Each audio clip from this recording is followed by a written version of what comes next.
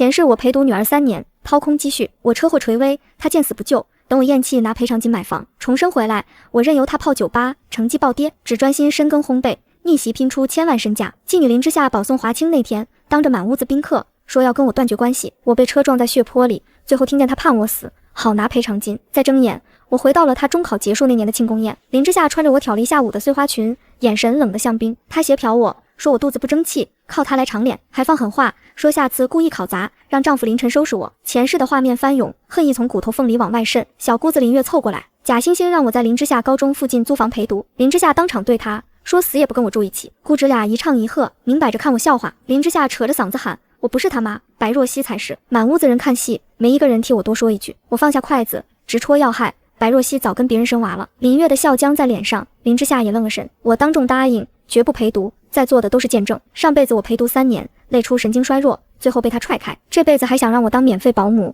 简直做梦。林月急着劝我，被我以庆功宴为由直接打断。宴会散后，我开车送林之夏回家，他要去朋友家。我清楚，所谓朋友就是江澈那个纨绔子弟。我没拦，只要求他给地址，让对方家长确认。他慌了，改口说去白若曦那。我让白若曦发消息确认，他嘟囔我生不出孩子，倒爱管别人的事。放在以前我会难过，现在只觉得可笑又可悲。到家才发现凌晨居然在家，他是被白若曦叫回来的。我打5、6个电话请他来庆功宴，他说忙。林之夏扑进他怀里要礼物，他立马掏银行卡，他要新手机要素描课。凌晨看向我，我让他自己定。上辈子我拦着他玩手机，退了没用的素描课，他恨我独裁。这辈子他想怎么造就怎么造。凌晨问我宴会上有没有事，我反问他猜，他说林之夏还小，我直接戳破，16岁脑子够用了。我回房坐着，想起自己婚前的烘焙工作室，月入15万。嫁给凌晨后，我把40多万积蓄全花在林之夏身上。我曾怀过孩子，却被林之夏的遥控车撞倒，没保住。当时他10岁，说没看见我。这辈子我要查清楚真相。第二天，白若曦发消息说林之夏周5下午去，周1下午回。林之夏临走前问冰箱里的芒果蛋糕是不是给他的，那是我5点起来切芒果，做了3个小时的成品。我说是，他狐疑的看了我一眼，没说谢谢就走了。凌晨嘱咐我给婆婆送午饭，我没理。他们走后，我把芒果蛋糕吃了，甜得发腻，也醒神。我决定重启烘焙工作室，5万私房钱就是本钱。我找到城北一间40平的门面，当场交了租金押金。凌晨打电话催我送午饭，我直接挂了，按了静音。我去二手市场淘了烤箱和搅拌机，又订了原料。7月的太阳毒辣，我却觉得活着真好，比死在车祸里强。收拾店面到10点多，婆婆的语音全是指责和抱怨。回家后，婆婆摆脸色，要吃红烧肉。我说家里没有，她骂我不如白若曦，我让她叫白若曦回来做饭。我煮了2碗面，她在生气，也还是端起来吃了。上辈子我为贺家操持7年，最后落得车祸惨死的下场。这辈子我只为自己活，谁也别想再绑架我。周1下午，林之夏被打车送回来，拎着名牌衣服。白若曦离婚时只要了车，如今却能给她买几千块的裙子。我想起凌晨每月都转钱出去，说还车贷，可车是全款。我问林之夏白若曦住哪，她提防的拒绝回答。9月份，林之夏升入重点高中，我专心忙工作室。开业初期客人少，慢慢靠口碑，生意渐渐有了起色。我每天5点起床揉面，忙到晚上8点，充实又踏实。凌晨知道我开店后很生气，质问我为什么不跟他商量。我反问他，我开店凭什么要跟他商量？他说我不管婆婆和林之夏，我对他2人都能自理。他说我变了，我承认，我终于变回了我自己。10月中旬，林之夏月考退步，班主任打电话给我。上辈子我急得睡不着，这辈子我只转发消息给凌晨，凌晨让我关注，我只觉得可笑，他永远都在忙。11月降温，我接到派出所电话，林之夏在酒吧被抓，比上辈子提前2个月。他果然还是跟江澈混在了一起。他脸上化着浓妆，看到我时慌了又装不在乎。江澈追出来关心他，上辈子我会骂他，这辈子我冷眼旁观。我告诉林之夏，派出所留记录，再犯就会被学校处分。他沉默了，到家就摔门进房间，没再跟我抬杠。我给凌晨发消息，告诉他林之夏进派出所的事。他质问我为什么不管，我对他平时不让我管，出事怪我。他没再回消息。第2天给林之夏打了电话，林之夏出来跟我说，凌晨让我对他的事负责。我正揉面团，头都没抬，让凌晨自己回来负责。他盯着我说，我以前不是这样的。我只说以前是以前。12月期中考试，林之夏掉到年级90多名，班主任提醒我，他跟校外的人来往密切，要重视。我把成绩单发给凌晨，告诉他林之夏在跟江澈谈恋爱。他质问我为什么不早说，我提醒他上个月就告诉过他，我让他回来负自己的责任。他沉默很久，说月底回来。我没再回应，手里的草莓蛋糕才是我该在乎的东西。林之夏的前途，凌晨的态度，白若曦的猫腻，上辈子我耗尽心力，这辈子与我无关，各自安好。我只知道我的烘焙工作室会越来越好，我的日子也是。月底，凌晨回来了，一身酒气，满脸疲惫。他进门没找林之夏，坐沙发上就让我关了烘焙店。他嫌我忙店不顾家，嫌我挣得少，说他给的生活费够花。我站他面前直戳要害，店月净赚1万5，他给3000块。连买菜日用品都勉强，她竟还好意思说够花。她愣了，显然不信一个小烘焙店能挣这么多。这时林之夏下楼，扑她怀里装乖巧，演技和前世如出一辙。凌晨脸色一沉，问她是不是谈恋爱，用假身份证去酒吧。林之夏脸僵了，飞快瞥我一眼，反咬是我告状。被问起江彻，他嘴硬说是同学，脸涨得通红。他猛地冲我吼，说我见不得他好。我站厨房门口没吭声。凌晨拍了茶几骂他，他一哭，凌晨立马心软哄他。5分钟不到，他搂着林之夏柔声安抚，把我当空气。转头他倒怪我，说我把孩子弄哭了，何其可笑。我冷冷对他，孩子闯祸，他眼里只剩我弄哭了他。懒得废话，我拿起外套就走，留他们父女自导自演。出门才发现下雨，我没带伞，站门廊下等着。陌生电话打来，是龙湖招商部，邀我谈店铺入住。上个月顺手留的联系方式，竟真有回音。我应了明天面谈。雨还在下，我却忽然不冷了，和前世的自己判若两人。上辈子这时，我正围着林之夏转，活得像个笑话。这辈子我要谈龙湖入住，要为自己活一次。第二天下午去龙湖，招商部小周很客气，夸我产品好。他给了个扶梯口的铺位，55平，月租7000，押3付1。月租虽贵，但客流量是小店10倍，算下来稳赚不赔。我提出先看铺位，位置采光都好，客群也匹配。我没当场答应，说要考虑。他提醒还有2家在抢。回城北小店算账，存折差1万，我没什么人脉可借。娘家爸妈在老家没闲钱，前世的人脉早断得干干净净。门铃响了，一个穿米色风衣的女人进来订生日蛋糕，她要抹茶慕斯，没让写字，付了定金又折回来夸菠萝包。她叫温岚，在对面写字楼上班，说以后会常来。上辈子我没开店，根本没机会认识她，这是新的开始。刚算完账，婆婆电话来了，让我买菜做晚饭，6个人。她吞吞吐吐说白若曦也要来，让我给她做饭。上辈子我忍了，闷头做饭，最后只能在厨房吃剩饭。这辈子我直接拒绝，说店里忙，让他们订外卖或下馆子。我戳破白若曦住过6年，比我还熟厨房，让她自己做。电话那头婆婆扯着嗓子骂，我开免提，边听边打包面包。她骂够了，我问了句，然后直接挂了电话。清静，晚上9点半收店回家，客厅满是外卖盒。白若曦在和林之夏聊天，她见我就笑，叫我姐，那虚伪样看得我恶心。我没理她，换鞋就往楼梯走，懒得陪她演大方。林之夏在背后说我态度差，白若曦假惺惺劝她，装无辜。进卧室看见床头柜上白若曦送的丝巾，我直接放柜底。上辈子我还感动，后来才知她总在林之夏耳边挑拨离间。日复一日，林之夏从叫我妈妈变成恨我入骨。这辈子我想通了，他们爱怎么演怎么演，我只搞钱。元旦前我决定入住龙湖，差的钱申请了分期乐贷款，2万块分期1年，月供1000多，以我现在的收入扛得住。签完租约，站在龙湖空铺位，看着人流，满心都是底气。上辈子这时我还在伺候林之夏，受婆婆气，活得卑微。我的店叫清渊烘焙，不用依附谁，只属于我自己。我自己设计布局，装修花了1周，简单又利落。开业那天，温岚带了7、8个同事来捧场，很够意思。她夸我提拉米苏好吃，我笑着让她排队，不搞虚的。开业第1天营业额9000，第2天1万2，势头很好。有人在小红书发帖推荐，帖子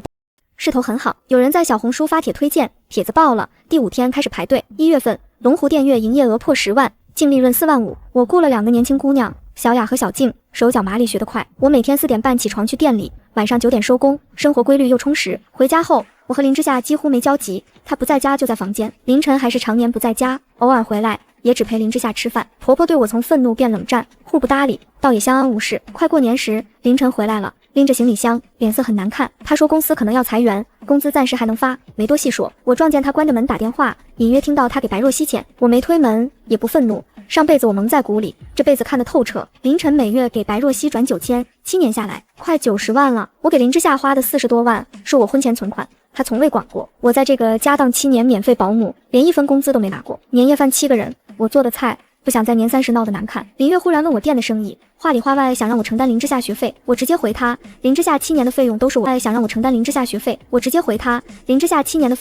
出。该轮到凌晨了，林之夏冷哼说我小气，婆婆敲桌子说一家人不算账。我对回去，当初我花钱时，他可没说这话，他脸都气红了。凌晨让我们别吵，我没理他，只是平静陈述事实。林月看我的眼神变了，多了打量和提防，总算认清我了。年后林之夏开学，高1下学期，上辈子他成绩就是这是暴跌，这辈子我不管了，不拦他见江彻，不请家教，不盯他作业。3月份第1次月考，林之夏年级140名，班主任打电话来，我直接把凌晨的电话给了老师，让他自己管女儿。凌晨打电话骂我不管，我对他，林之夏不让我管，他当场作证，他说在外地，我让他回来管，他骂我狠，然后挂了电话。我继续揉面，上辈子当够了软柿子，这辈子不狠不行。上辈子我被车撞死，连句救护车都没等到，教训够深了。清明节凌晨没回来，婆婆让我去祖坟烧纸，我去了，不是为贺家，是为我那个没来得及出生的孩子。风很大，我蹲在山坡烧纸，发誓这辈子要查清楚当年的事。7年前那个遥控车事故，我总在山坡烧纸，发誓这辈子要查清楚当年的事。7年前那个遥控车事故，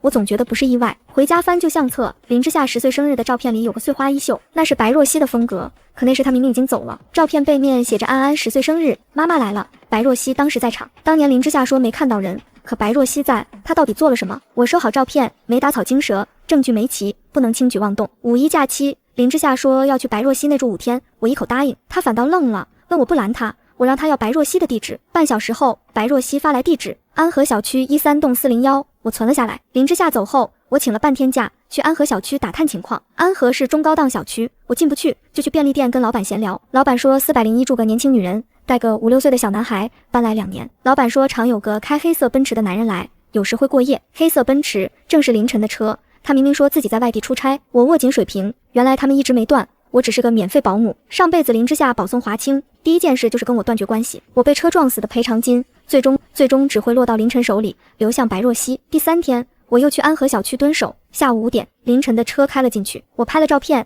发给凌晨，问他在哪，他说在外地开会，他还说下周回来，谎言张口就来，我没戳穿，时候未到。林之夏回来时脸色不好，手腕上有红绳，下面藏着淤青，我问他是不是受伤了，他否认，快步上楼关了门。他在恨我，也是个16岁的孩子，若真有人伤害他，我不会坐视不管，但我不能急，上辈子就是太急，最后里外不是人。这次我等他自己开口，等证据浮现，我不会再重蹈覆辙。6月，林之夏期末成绩出来，年级220名，半年时间从年级前30摔成这副鬼样子。班主任没找我，直接打给了凌晨，他当晚回来，连铁青的能低出没。他吼林之夏下楼，质问他考试名次。林之夏低头不吭声，他转头冲我发难，他问我怎么看着林之夏成绩下滑，我对了回去，当初是林之夏不让我管，也是他默认的，他1年到头不着家，凭什么反过来怪我？凌晨被我呛得说不出话，林之夏倒先炸了，他怪我故意不管他，想看他笑话，我直戳要害，他成绩好坏跟我没半毛钱关系。凌晨拽我胳膊，让我有点当妈的样子，我甩开他，明确说我不是林之夏的妈，他亲妈是白若曦，有事找白若曦去。凌晨脸色变了，我没理，拿钥匙去了店里。我在车里坐了10分钟，手发抖，是气的。前世我只会委屈认错，这辈子做梦。7月暑假，林之夏在家无所事事，整日在外游荡。凌晨出差，婆婆管不住，就冲我撒气，她骂我不管林之夏，我对她没道理。法律规定，养孩子是亲生父母的义务，我只是继母。婆婆急了，拿拖鞋追我，还打了我后背一下，我没跑，告诉她打我也没用，该找凌晨和白若曦。婆婆愣了，说当初凌晨不离婚就没我。我提醒她，白若曦是怀着别人的孩子跑的。我转身去店里，7月生意极好，月净利5万7，我又招了个兼职，温岚成了店里常客。温岚告诉我，龙湖隔壁和顺路商铺在降租招商，他给了我联系方式，说我该开第2家店。上辈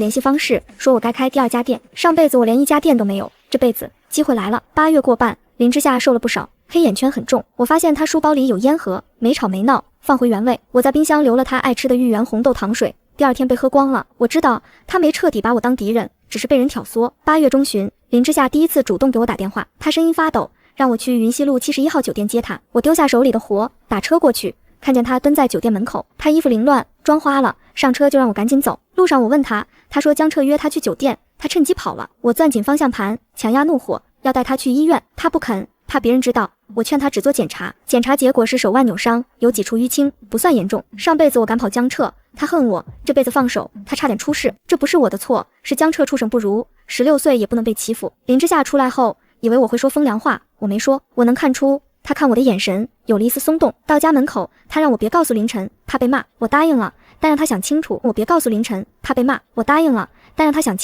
还要不要跟江彻来往。从那以后，林之夏不再一看见我就拉脸，偶尔碰面他会轻轻点头，不再叫我那个女人。9月高2开学，林之夏剪了短发，盖住了纹身。他跟我说想好好学，让我帮他找数学家教。我有点意外，还是答应了，找了个口碑好的老师。家教费我用的是店里利润，没动婚前存款。他没道谢，但上课很认真，这点我看在眼里。10月第一次月考，林之夏考了年级150名，进步80名，不算多，但方向是对的。班主任打电话来表扬，我把成绩单发给凌晨，他就回了还行2个字，敷衍的令人作呕。11月，凌晨回来了，因为婆婆胆结石要手术，林月也来了。病房里一家人围着婆婆，唯独我站在门口。林月让我去签字，我对他该凌晨或他签。凌晨有会要开，我让他推了，没道理每次都找我。婆婆气得瞪眼，凌晨没办法，只能自己签字。等手术时，林月问我为什么变了，我戳破他帮白若曦，他表情僵硬，我没再理她，转身走了。婆婆手术很顺利，住院期间，凌晨我没再理她，转身走了。婆婆手术很顺利，住院期间，凌晨和林月轮流陪护，我只去了2次送午饭，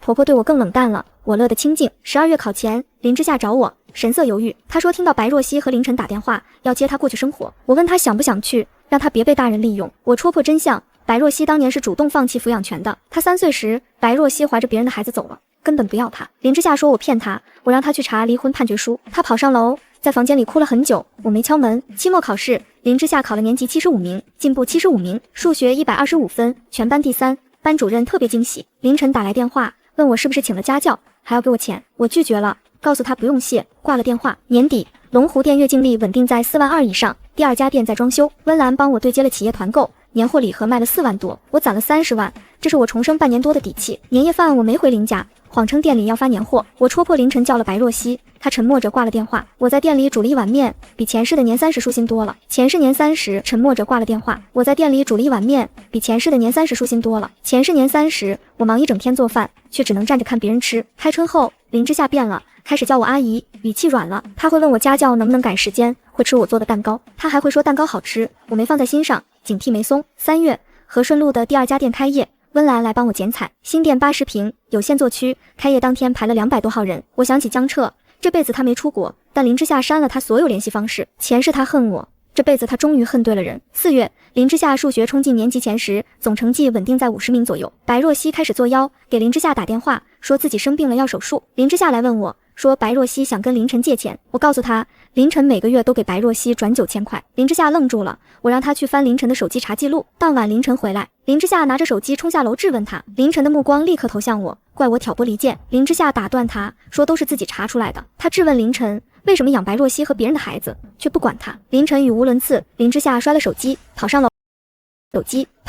凌晨坐在沙发上，问我是不是满意了。我告诉他，真相迟早要被知道，怪就怪他自己。他说我变了。我说以前的顾清渊早就死了，我没解释重生的事，反正任人拿捏的日子过去了。林之夏在楼梯上看着我们，眼神复杂。这场关于虚伪和真相的戏，第1幕结束，第2幕才刚开始。5月，距离高考还有1年，林之夏进了高3冲刺期，他变得异常安静，除了上课刷题，连门都不出。我每天把饭送到他门口，他偶尔会压张纸条在空碗底，要红烧排骨，要换酸奶，最后一张歪歪扭扭写着谢谢。我把纸条收进钱包，不是感动，是提醒自己他没被教坏透。教他的人从来没放弃过。比如5月中旬突然上门的白若曦，她没打招呼，穿白裙化浓妆，左手牵着个5、6岁的男孩，那是她离婚时怀的孩子，张口就说要等林之夏放学。我堵在门口不让进，明说他来一次，林之夏就闹一次。他扯探视权，我让他去法院申请，这是我和凌晨的家。他冷笑放狠话，我关上门，手心全是汗却毫无惧意。前世我怕这怕那，这辈子我有2家店，月净赚7万多，大不了离婚，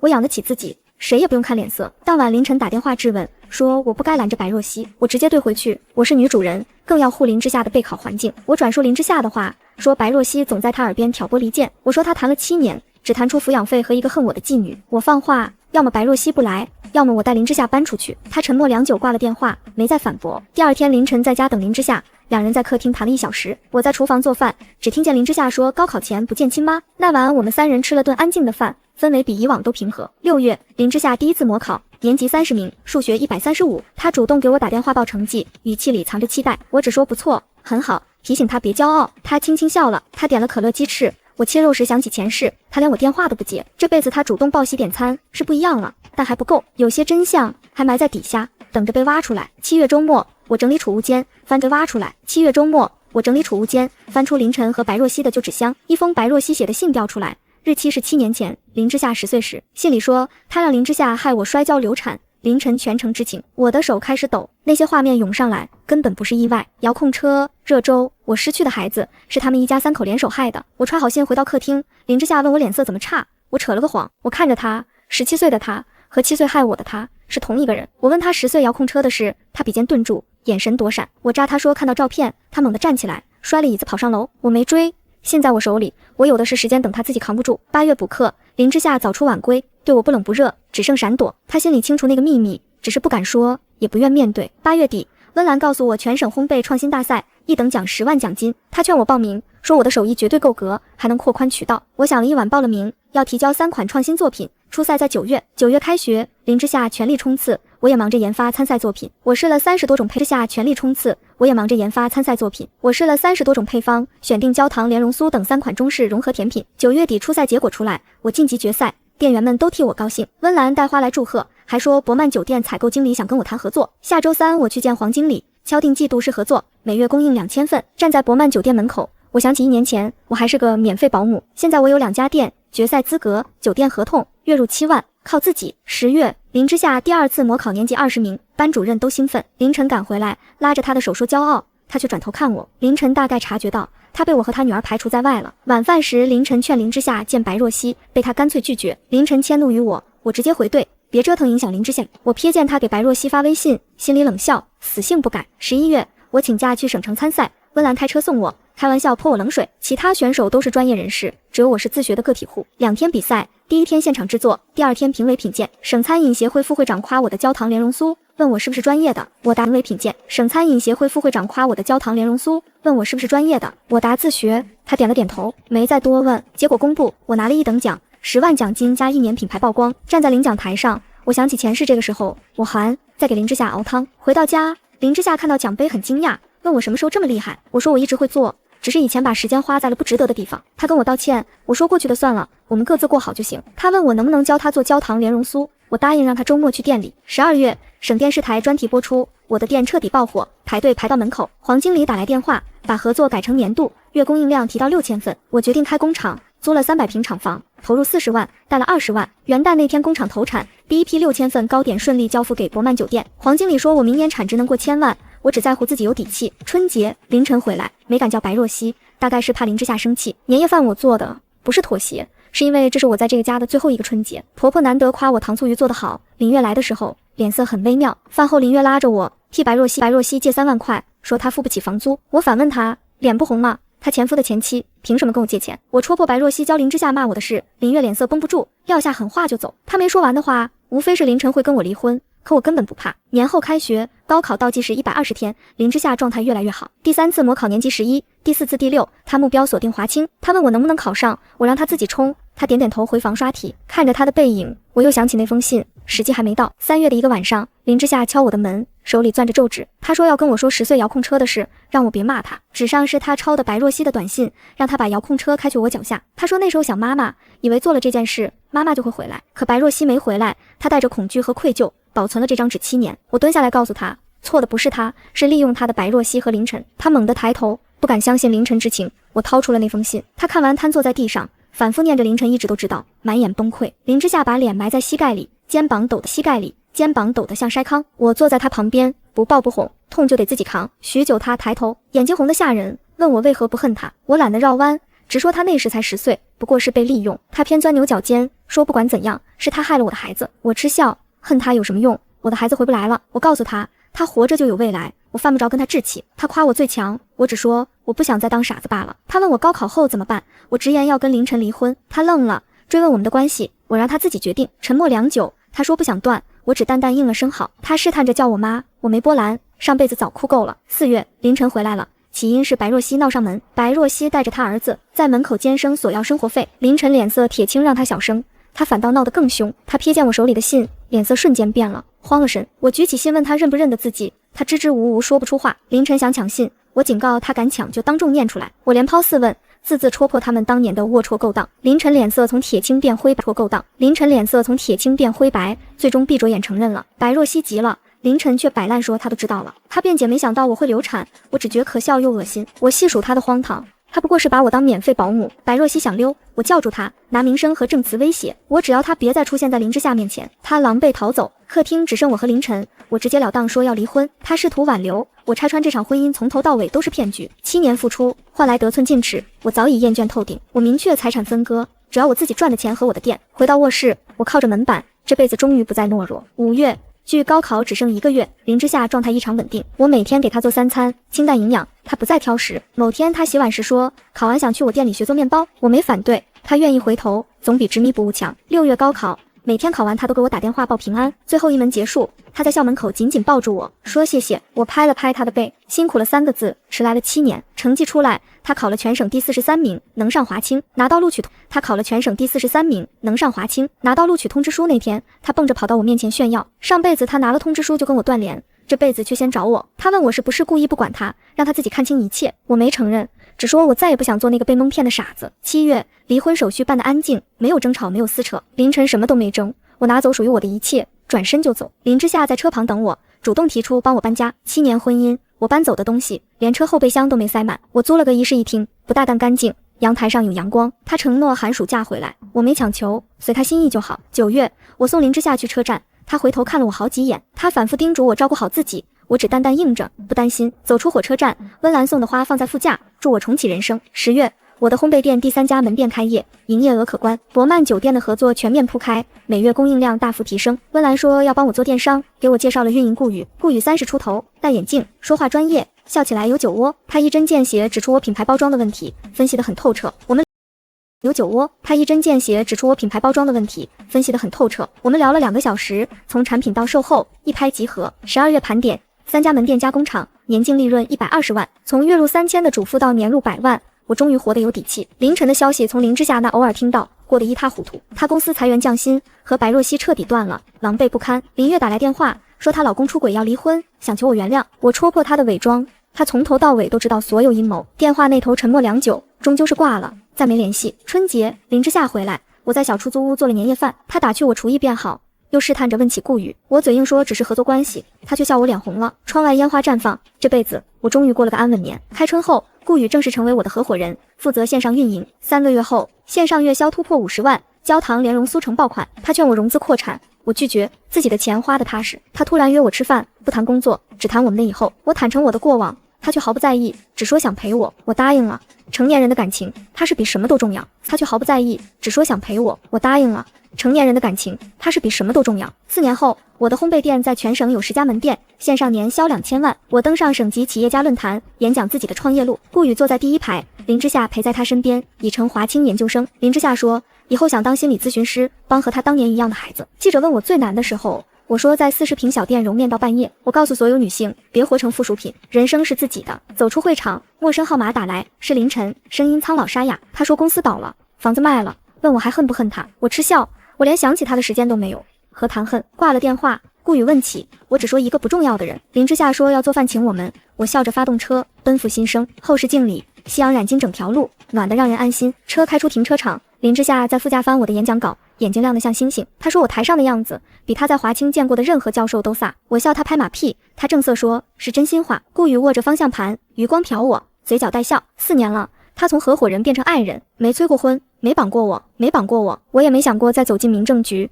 一次就够了。回到家，林之夏系上围裙下厨，说要露一手。他切土豆丝的样子比7年前切到手时利索多了。我靠在门框看他，恍惚以为这才是真正的母女。可我清楚，这份母女情是用前世一条命换来的。晚饭吃到一半，林之夏放下筷子，犹豫开口。他说林月前天去了华清门口堵他，跪了半小时。我夹菜的手没停，问他怎么处理的。他说让保安请走了，对方在校门口骂了一路。林月骂的是我心狠，骂的是林之夏白眼狼。林之夏冷笑说他现在终于明白什么叫泼脏水。我提醒他离这家人远点，别让7年前的事再缠上。他点头，又轻声说凌晨昨天也去找过他。他说凌晨跪在宿舍楼下求他跟我说情，借200万。200万，他张得开嘴。我放下筷子，问他怎么回的。他说他让凌晨去找白若曦，毕竟养了7年的儿子该派上用场。凌晨当场就崩溃了，说白若曦带着孩子跑了，电话都打不通。我嗤笑一声，报应这2个字从来不是空话。顾宇没插话，从来不是空话。顾宇没插话，给我添了碗汤，眼神安静。他知道什么时候该说，什么时候该闭嘴，这是我喜欢他的地方。睡前，林之夏来敲门，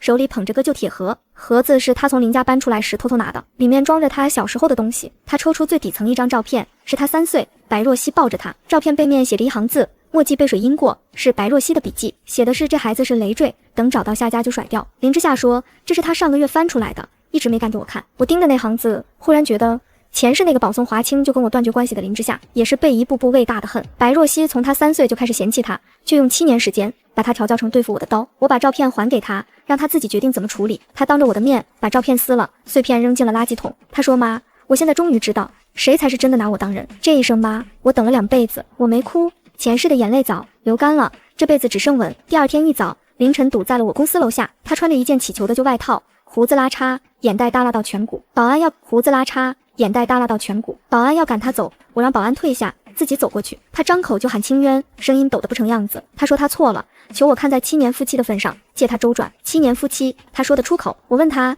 7年里他给白若曦赚了多少钱，他不答。我替他算，每月9000，7年下来75万出头，加上后来给那个野孩子上私立小学的钱，130万往上。我问他那时候怎么没想起7年夫妻，他张嘴想辩，我抬手打断。我告诉他，我顾清渊的钱1分都不会进贺家的口袋。他扑通跪下，膝盖砸在水泥地上，发出闷响。围观的路人开始拍视频，他抱着头哭，我没动，看着他像看一个陌生人。前世我被车撞死在血泊里，他领了赔偿金，转头就送给白若曦。这辈子他跪在我脚下，我连一滴眼泪都欠奉。我让保安把他架走，叮嘱以后这人来一次报警一次。转身上楼，顾宇在电梯口等我，递了一杯热美式。他没问，只说会议室人到齐了，这就够了。会议谈的是和博曼酒店的续约，对方想把合作扩到全国连锁。黄经理坐我对面的续约，对方想把合作扩到全国连锁。黄经理坐我对面，开口就是5年长约，年供应量翻3倍。我没立刻答应，提了3个条件，每条都卡在他的痛处。谈到下午3点，合同签了，我的条件一条没让。黄经理走时苦笑，说顾总当年没看错人。顾宇笑笑没接话，只在桌下捏了捏我的手。晚上回家，林之夏已经回学校，桌上留了张字条。他说他想清楚了，姓改回我的姓，叫顾之夏。我捏着字条，站在玄关站了很久。前世他在保送典礼上喊白若曦才是他妈，这辈子他想跟我姓。我没立刻回复，这是得他自己再想想，冲动不是答案。1周后他打电话来说手续都问清楚了，成年改姓只需他本人申请。我说好，不阻拦也不催促。他笑说妈，你越来越像个生意人了。我说本来就是。挂了电话，顾宇从厨房探出头问我笑什么，我说没什么，只是觉得这辈子值了。5月我去了一趟老家，爸妈在村口等我，妈手里攥着一袋自己晒的笋干，我把他们接到了城里，买了套小3居，在我家附近。前世他们到死都不知道我过得多惨，这辈子了套小3居，在我家附近。前世他们到死都不知道我过得多惨，这辈子我要让他们看见我活得多好。爸妈住进新房那天，妈拉着我的手哭，她说她一直觉得对不起我，当年劝我嫁凌晨是图他条件好。我说妈，过去的别提了，往后的日子才是自己的。爸坐在沙发上抽烟，半天憋出一句，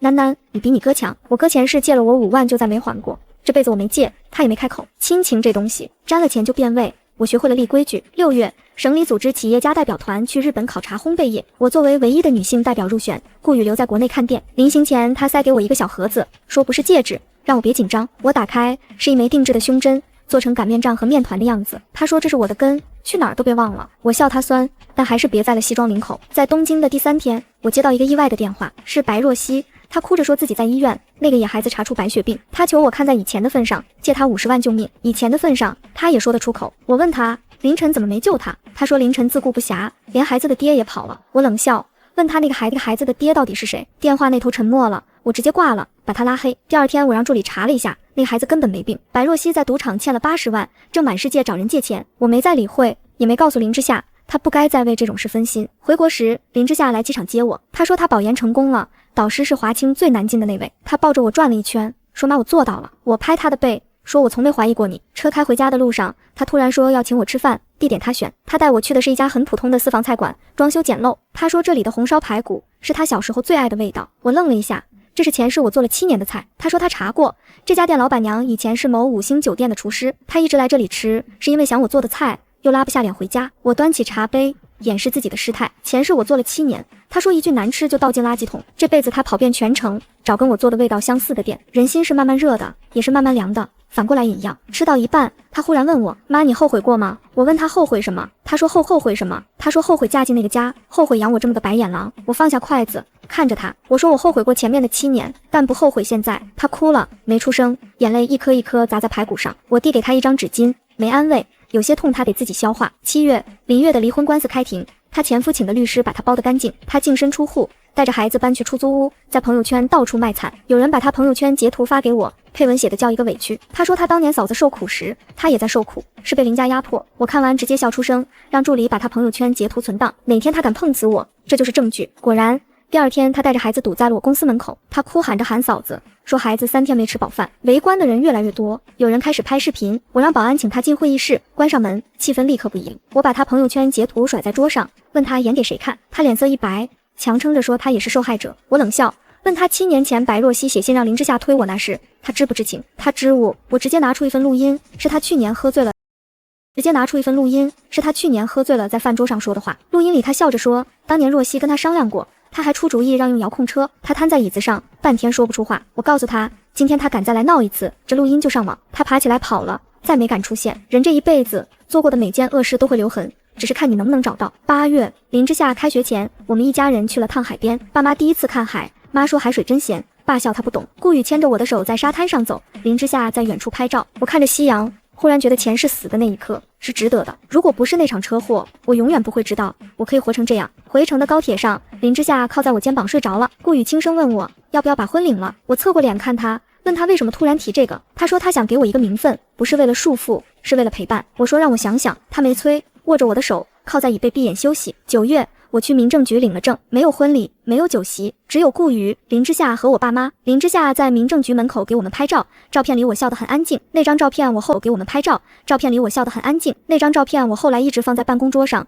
比任何奖杯都珍贵。10月，凌晨被前公司告上法庭，挪用公款50万。他打电话给林之夏，求他跟我说情，帮他请律师。林之夏挂了电话，转头跟我说妈，我没答应。我说不答应是对的，他这辈子的账该自己结。11月，凌晨被判了3年。入狱前他写了一封信给我，托人转交，信很厚，写满了他的悔恨和忏悔。我没拆，直接扔进了壁炉。火焰舔舐信纸的瞬间，我心里一片平静，前世的恨，今生的怨都该烧干净了。12月，我的烘焙品牌完成了一轮天使融资，估值过亿。我没卖股份，只引入了战略资源，公司还是我的。签约那天，顾宇在我身边，林之夏在视频里看着我签下名字的瞬间，手很稳，比当年揉面团还稳。签完字，投资人问我下一步计划，我说开学校，我要办一所烘焙学校，免费招收因为各种原因辍学的女孩，教她们一门手艺，让她们这辈子不必依附任何人活着。投资人愣了一下，随即鼓掌。顾宇在桌下握紧我的手，眼里有光，我知道一下。随即鼓掌。顾宇在桌下握紧我的手，眼里有光，我知道这是我重生这一世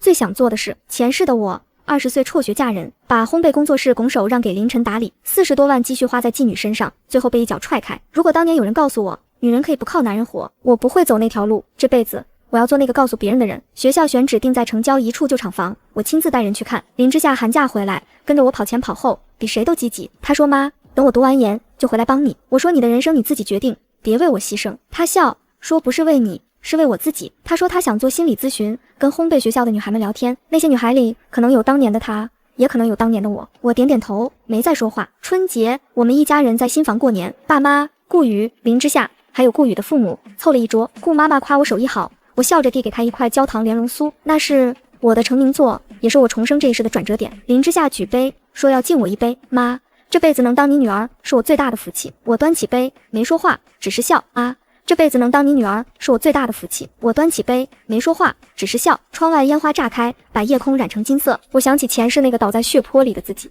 想起他最后听到的那句判我死。我想跟他说，别怕，我们这辈子赢了，赢得彻底，赢得漂亮，赢得这满桌的笑声，这窗外的烟花，这身边人的温度，赢得我自己。烟花落尽，新的一年开始了。我的烘焙学校3月奠基，第一批招收50个女孩。报名那天，我站在校门口，看着她们一个个进来。有人怯生生地问我，老师，我真的可以学吗？可以，只要你想，没有什么是不可以的。他眼睛红了，点了点头，跑进教室。我站在阳光下，忽然觉得重活一世的意义终于全找到了，不是报复，不是赚钱，不是嫁个好男人，是把曾经压在我身上的那块石头搬开，让别的女孩不必再扛。4月，林之夏研究生毕业，拒了3个名校的博士 offer， 他回了我身边，在烘焙学校做兼职心理老师。他跟那些女孩聊天比谁都耐心。有一次我路过教室，听见他跟一个女孩说话，他说我也曾经被亲妈利用过，恨过自己的继母。他说后来我才明白，真正爱我的人从来不是给我糖的那个，而是为我立规矩的那个。我站在门外没进去，转身走回办公室，眼眶有点热。顾宇抬头看见我没问，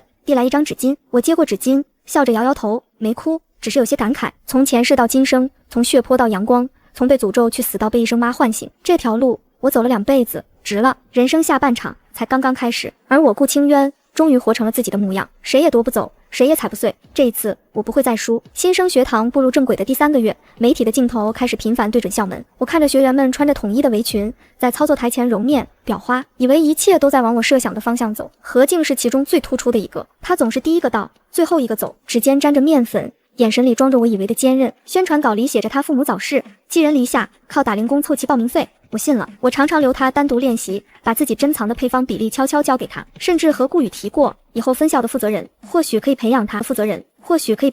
留言是从后厨传出来的，有人说仓库里的进口黄油少了半箱，监控只拍到何静深夜去过。有人说他经常在学校后门和陌生男人见面，递出去的是密封的文件袋。还有人说他私下里向其他学员炫耀，很快就能赚大钱，不用再在这里浪费时间。我压下了这些议论，只当是学员间的嫉妒，告诫大家专注于手艺。直到那家连锁餐饮集团的人找上门，他们递来厚厚的收购协议，承诺注入千万资金，让新生学堂在全国开分店，规模化复制我的模式。我当场拒绝，语气没有丝毫缓和。我创办这所学堂，是为了给那些身处困境的女孩一个安身立命的本事，不是为了批量生产赚钱的工具。顾宇却持不同意见，他说我的个人积蓄早已耗尽，学校的房租、食材、师资每一笔都在烧钱，没有资金注入，撑不过半年。他说规模化不是背叛，是让更多女孩受益，只要守住教学底线，妥协一点也无妨。那是我们第一次爆发激烈的争执，不欢而散。没过多久，教育局的官员来视察，他看着整洁的教室，尝了学员们做的甜点，语气里满是肯定。但话锋一转，他暗示我想要拿到模范公益学校的称号，拿到每年的政策补贴，毕业学员的签约就业率必须达到80%以上。我知道这意味着我必须和那些只看重利益、不关心学员成长的企业合作，让学员们刚毕业就被流水线绑定。我没有立刻答应，只说会考虑。压力像潮水一样涌来，一边是理想，一边是现实，我站在中间，进退两难。危机爆发在一个雨夜，我收到了匿名邮件，里面是经过剪辑的录音和模糊的照片。录音里林之夏的声音被篡改，听起来像是在对一名学员说些越界的话。照片里他和那名学员靠得很近，角度刁钻，足以引人遐想。举报内容很快被发到了网上，标题刺眼：公益学堂藏龌龊，高材生心理咨询师涉嫌不当关系。舆论瞬间发酵，网友们的谩骂铺天盖地。有人说我识人不清，有人说新生学堂就是个幌子。更糟的是，第二天一家新开的烘焙店推出了和清渊招牌一模一样的提拉米苏，价格却只有我们的一半。顾宇派人去查，发现那家店的技术负责人每周都会和何静见一次面。学员们开始人心惶惶，有人收拾东西退学，有人私下议论，怀疑学校撑不下去了。之前谈投资的几家机构全都暂停了谈判，电话也打不通。我一夜未眠，眼底布满红血丝。我先联系了业内最顶尖的律师，让他全力为林之夏维权，追查举报邮件的源头。然后我找到了顾宇，没有再提之前的争执，只说现在我们必须联手。我们成立了临时调查组，调取了学校所有的监控，询问了每一位学员，真相一点点浮出水面。何静的身世全是假的，她根本不是孤儿，父母是做建材生意的，家境优渥。她之所以来新生学堂，是受竞争对手委托做商业间谍，目的就是窃取我的核心配方和学校的运营模式。那些所谓的悲惨经历是他和竞争对手一起编造的，就是为了博取我的同情，获得我的信任。举报林之夏也是他计划的一部分。林之夏在心理辅导时发现了他的破绽，触及了他的秘密，他怕事情败露，就连联合了一名嫉妒林之夏的学员，伪造了证据。那名学员因为林之夏深受我器重，又嫉妒他的才华，加上何静承诺给他一笔钱，就答应了配合。查到真相的那一刻，我没有愤怒，只有一种彻骨的寒凉。我以为自己给这些女孩的是希望，却没想到有人把这份希望当成了谋取私利的工具。我没有丝毫犹豫，立刻报警，将何静和那名涉事学员移交了司法机关。当天下午，我召开了新闻发布会，我没有隐瞒，坦诚地公布了调查结果，承认了自己在管理上的疏失，没有及时发现隐患。我宣布，新生学堂将进行彻底改革，完善学员审核制度，加强内部管理，绝不允许再出现这样的事情。我再次拒绝了那家连锁餐饮集团的收购，哪怕他们给出的条件比之前更优厚。幸运的是，一家注重品牌价值观和社会效益的投资机构找到了我，他们愿意注资，条件是不干预学校的教学初心，不强迫学校追求规模化和盈利指标。我和顾宇进行了一次深谈，从傍晚谈到深夜，我们都承认之前的争执都有各自的道理，理想不能当饭吃，事业要发展必须有资金支撑，但底线绝不能破。我们达成了共识，